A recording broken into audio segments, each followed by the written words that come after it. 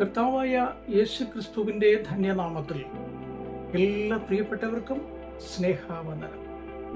Emmanuel prayer മിഷന്റെ ഉറവ് എന്ന ഈ പ്രോഗ്രാമിലേക്ക് ഹാർദവമായി ഏവർക്കും സ്വാഗതം. കർത്താവിൽ പ്രിയരെ, സുഖമായിരിക്കുന്നു എന്ന് കരുതുകയാണ്. എല്ലാ പ്രിയപ്പെട്ടവരെ ഓർത്തുകൊണ്ട് പ്രാർത്ഥിക്കുന്നു. ഇന്ന് ലോകം എമ്പാടും ഭയത്തിൻ്റെയും ഭീതിയുടെയും നടുവിലൂടെ മനുഷ്യൻ കടന്നു പോകുന്ന ഒരു കാലഘട്ടം. യുദ്ധങ്ങൾ പുറപ്പെട്ട് വിവിധ രാജ്യങ്ങളിൽ, ഗൾഫ് മേഖലകളിൽ അതിൻ്റെതായിരിക്കുന്ന പ്രത്യാഘാതങ്ങൾ അതിശക്തവും രൂക്ഷവുമായി നിലകൊള്ളുമ്പോൾ അനേക പ്രവാസികൾ കേരളത്തിലും ഇന്ത്യയുടെ വിവിധ സംസ്ഥാനങ്ങളിൽ നിന്നും ജോലിയോടുള്ള ബന്ധത്തിൽ, വിദ്യാഭ്യാസത്തോടുള്ള ബന്ധത്തിൽ, കുടുംബമായി അവിടെ പാർക്കുന്ന പ്രിയപ്പെട്ടവർ, അവരുടെ പ്രിയപ്പെട്ടവർ നാട്ടിൽ, അവർ വളരെ വേദനകളിലും നൊമ്പരങ്ങളിലും വ്യതകളിലും വേദനകളിലും ഒക്കെ കടന്നു പോകുന്ന ഒരു കാലയളവാണ്. ഈ കാലയളവിൽ ഓരോ പ്രിയപ്പെട്ടവരെയും ഓർത്തുകൊണ്ട് നമുക്ക് പ്രാർത്ഥിക്കാം.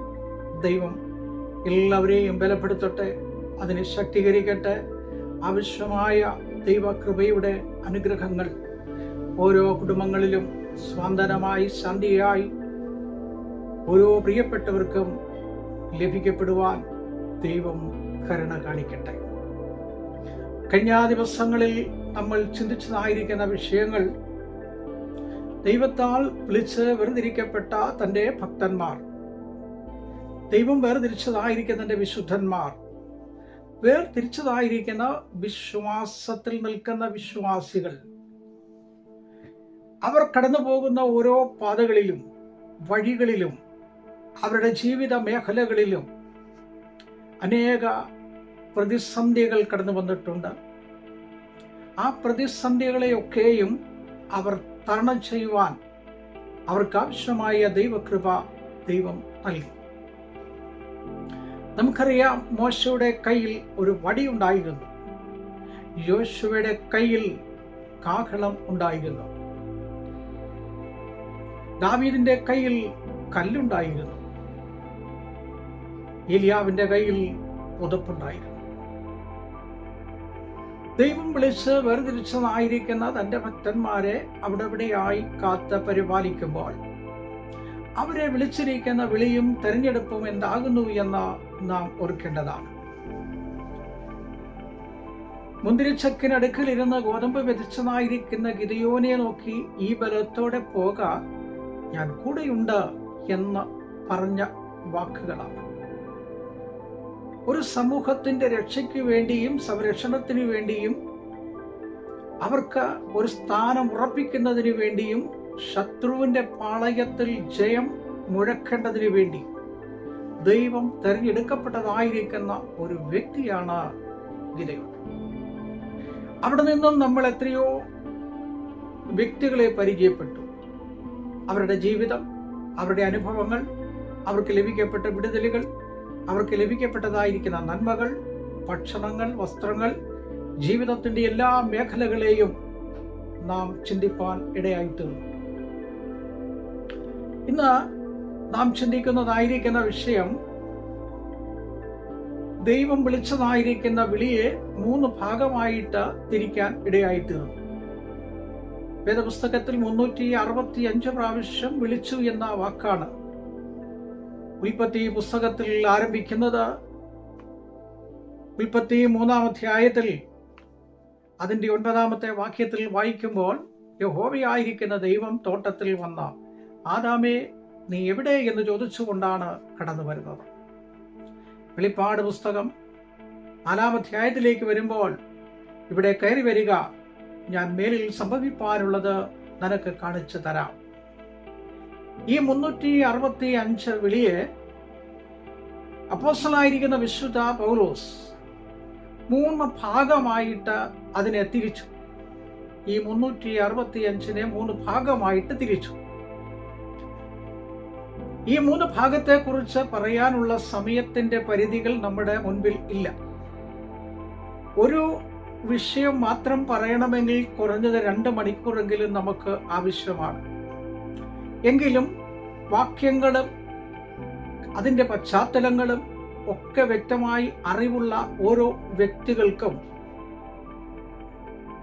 ഈ വാക്യശകലങ്ങൾ ഒന്ന് ചൂണ്ടിക്കാണിക്കാൻ ആഗ്രഹിക്കുക. നമുക്കറിയാം, ഒന്നാമത്തെ വിളിയെക്കുറിച്ച് പറയുമ്പോൾ ദൈവിക വിളിയുടെ സ്വഭാവം റോമാലേഖനം 8:28-31 വാക്യങ്ങളാണ്.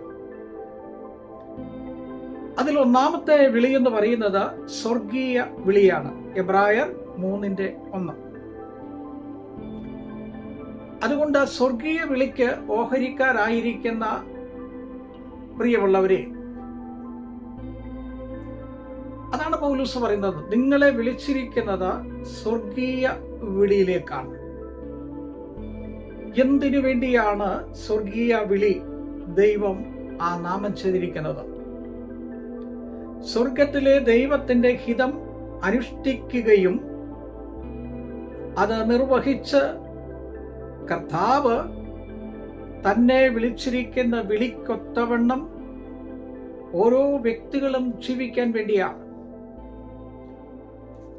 ഇത് പൗലോസ് പറയുവാനുള്ള കാരണം, പൗലോസ് രോഗാതുരമായിരിക്കുന്ന അവസ്ഥയിൽ കിടന്ന് ഭാരപ്പെട്ട ഒരു കാലമുണ്ടായിരുന്നു. യഹോവയോട്, ദൈവത്തോട് പ്രാർത്ഥിച്ചു 3 വട്ടം. തനിക്ക് ലഭിക്കപ്പെട്ടില്ല സൗഖ്യം. അതിനുശേഷം ദൈവം പറഞ്ഞു, എൻ്റെ കൃപ നിനക്ക് മതി, എൻ്റെ കൃപ നിനക്ക് മതി. അപ്പോൾ ആ ദൈവകൃപ മതി എന്ന് പറഞ്ഞിട്ട് പൗലോസ് പറയാണ്, അത് ബലഹീനതയിൽ തികഞ്ഞു വരുന്നതാകുന്നു എങ്കിൽ ഇരിക്കട്ടെ. അങ്ങനെ അത് സൗഖ്യദായകനായി മാറുവാൻ ഇടയായിത്തീർന്നു. ആ പൗലോസ് ധ്യാനിക്കുമ്പോൾ, പ്രാർത്ഥിക്കുമ്പോൾ താൻ 3-ാം സ്വർഗത്തോളം എടുക്കപ്പെട്ടു. അവിടെ വായിക്കുന്ന 3-ാം സ്വർഗത്തോളം എടുക്കപ്പെട്ടപ്പോൾ സ്വർഗീയമായിരിക്കുന്ന മഹിമ കണ്ടു. ആ മഹിമയുടെ ധനം എന്തെന്ന് മനസ്സിലാക്കിയിട്ട് പൗലോസ് പറഞ്ഞ വാക്ക്, എനിക്ക് ഈ ഭൂമിയിൽ ലാഭമായിരുന്നതൊക്കെയും ഛേദമെന്നെണ്ണി ക്രിസ്തുവിന്റെ വിളിയും തെരഞ്ഞെടുപ്പും തിരിച്ചറിഞ്ഞ് പ്രാപിക്കാൻ തക്കവണ്ണം ഞാൻ ഓടുന്നു എന്നാണ് പൗലോസ് പറഞ്ഞത്. അപ്പോൾ പൗലോസ് പറഞ്ഞത്, ഓരോ വ്യക്തികളെയും ദൈവം തിരഞ്ഞെടുത്തിരിക്കുന്നത് ഒന്ന് സ്വർഗീയ വിളിയിലേക്കാണ്. സ്വർഗത്തിലെ ദൈവം തന്റെ ഭക്തന്മാർക്ക് സ്വർഗീയമായിരിക്കുന്ന അനുഗ്രഹങ്ങൾ നൽകി ദൈവഹിതം തിരിച്ചറിഞ്ഞ് ദൈവികമായിരിക്കുന്ന അനുഭവത്തിൽ ഇവിടെ വസിക്കുവാൻ തക്കവണ്ണം അല്പ ആയുസ് നമുക്ക് ലഭിക്കപ്പെട്ടത്, അല്പ ജീവിതം ലഭിക്കപ്പെട്ടത്, അത് ദൈവത്തിന്റെ ഹിതമനുസരിച്ച് സ്വർഗീയമായിരിക്കുന്ന അനുഗ്രഹങ്ങളിൽ ചെന്നു ചേരുവാൻ വേണ്ടിയാണ്. അതുകൊണ്ട് ഓരോ പ്രിയപ്പെട്ടവരും ആ വിളി തിരഞ്ഞെടുപ്പ് ഉറപ്പാക്കണം. അവിടെയാണ് പറയുന്നത്. ആ ഭാഗം അല്പം കൂടെ വിശദീകരിക്കാനുണ്ട്, എങ്കിലും ഞാൻ എൻ്റെ വാക്കുകൾ ഇവിടെ അവസാനിപ്പിക്കുകയാണ്. 2-ാമത്തെ വിളി പരമവിളിയാണ്. 3-ാമത്തെ വിളി വിശുദ്ധ വിളിയാണ്. ഈ 2 ഭാഗങ്ങളും അടുത്ത ദിവസങ്ങളിൽ ചിന്തിപ്പാം. ദൈവം സഹായിക്കട്ടെ എന്ന് പ്രാർത്ഥിക്കുകയും പറയുകയും ചെയ്തുകൊണ്ട് ഞാൻ എൻ്റെ വാക്കുകൾ ഇവിടെ അവസാനിപ്പിക്കുകയാണ്. അപ്പോൾ ഈ വിളിയുടെ ഉദ്ദേശം എന്താണ്? ഈ വിളിച്ചിരിക്കുന്ന പ്രിയപ്പെട്ടവർക്ക് ലഭിക്കപ്പെട്ടതായ ഉത്തരവാദിത്തങ്ങളും ദൗത്യവും അവർക്ക് ലഭിക്കപ്പെട്ടതായിരിക്കുന്ന ആ കർത്തവ്യബോധവും തിരിച്ചറിഞ്ഞ് പ്രവർത്തിച്ച ദൈവദാസന്മാരെ കൂടെ ഒന്ന് പരിചയപ്പെടുത്തുവാൻ ആഗ്രഹിക്കുകയാണ്. ഞാൻ എൻ്റെ വാക്കുകൾ ഇവിടെ അവസാനിപ്പിക്കുകയാണ്. പ്രിയമുള്ളവരെ, നിങ്ങളുടെ വിളിയും തെരഞ്ഞെടുപ്പും ഉറപ്പാക്കുക. സ്വർഗത്തിലെ സകല ആത്മീയ അനുഗ്രഹങ്ങളും നമുക്ക് നൽകുവാൻ ലോകസ്ഥാപനത്തിന് മുൻപേ അവൻ ക്രിസ്തുവിൽ നമ്മെ കണ്ടു. അവൻ നമ്മെ ദത്തെടുത്തു. നമ്മുടെ സർവ്വപാപങ്ങളും കഴുകി ശുദ്ധീകരിച്ച് അവന്റെ സന്നിധിയിൽ വിശുദ്ധരും നിഷ്കളങ്കരും ആകേണ്ടതിന് അവൻ നമ്മെ തന്നെ നിർമ്മലീകരിച്ചിരിക്കുന്നു. അതുകൊണ്ട് ആ വിളിയും തെരഞ്ഞെടുപ്പ് ഉറപ്പാക്കി സ്വർഗീയ മഹിമയിലേക്ക് നോക്കിക്കൊണ്ട് ഈ മരുഭൂമിയിൽ നമുക്ക് ഈ യാത്ര ചെയ്യാം. കരുണയുള്ള ദൈവമേ, സ്വർഗീയ പിതാവേ, നല്ല പകൽക്കാലത്തിനായി കേൾക്കപ്പെടുന്ന വചനത്തിന് മുൻപിൽ ഓരോ പ്രിയപ്പെട്ടവരെയും അനുഗ്രഹിക്കണമേ. രോഗികളായി ഭാരപ്പെടുന്നവർക്ക് ആശ്വാസം, വിടുതൽ നൽകണമേ.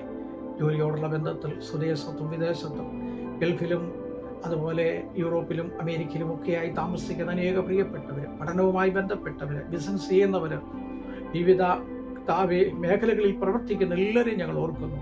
ഇപ്പോൾ കർത്താവെ പരീക്ഷ നടന്നുകൊണ്ടിരിക്കുകയാണ്. 10ന്റെയും 11ന്റെയും 12ന്റെയും ഒക്കെ പരീക്ഷ നടക്കുകയാണ്. എല്ലാ പ്രിയപ്പെട്ടവരെയും അനുഗ്രഹിച്ചാട്ടെ. യുദ്ധവും ശ്രുതിയും കേട്ടുകൊണ്ടിരിക്കുമ്പോൾ അനേക പ്രവാസികൾ ഭയത്തിലും ഭീതിയിലും വളരെയധികം ക്ലേശിക്കുന്നുണ്ട്. അതുപോലെ നാട്ടിലായിരിക്കുന്ന പ്രിയപ്പെട്ടവർക്കും വളരെ ദുഃഖമുണ്ട്. ദൈവം സമാശ്വാസം കൊണ്ട് ദൈവം അനുഗ്രഹിച്ചാട്ടെ, കൃപയിൽ മറച്ചാട്ടെ. എല്ലാ നന്മകളും അനുഗ്രഹം കൊണ്ട് നിറയ്ക്കണം. വിളിയും തെരഞ്ഞെടുപ്പും മനസ്സിലാക്കി കർത്താവിൻ്റെ വരവിൽ അവിടുത്തെ തേജസ്സിൽ ആ സ്വർഗീയമായിരിക്കുന്ന അനുഭവങ്ങളെ പ്രാപിക്കുവാൻ ഓരോ പ്രിയപ്പെട്ടവരെയും ഒരുക്കണം. യേശുവിൻ നാമത്തിൽ തന്നെ ആമേൻ. Praise the Lord. ദൈവം നിങ്ങളെ എല്ലാവരെയും അനുഗ്രഹിച്ച് കാക്കുമാറാകട്ടെ.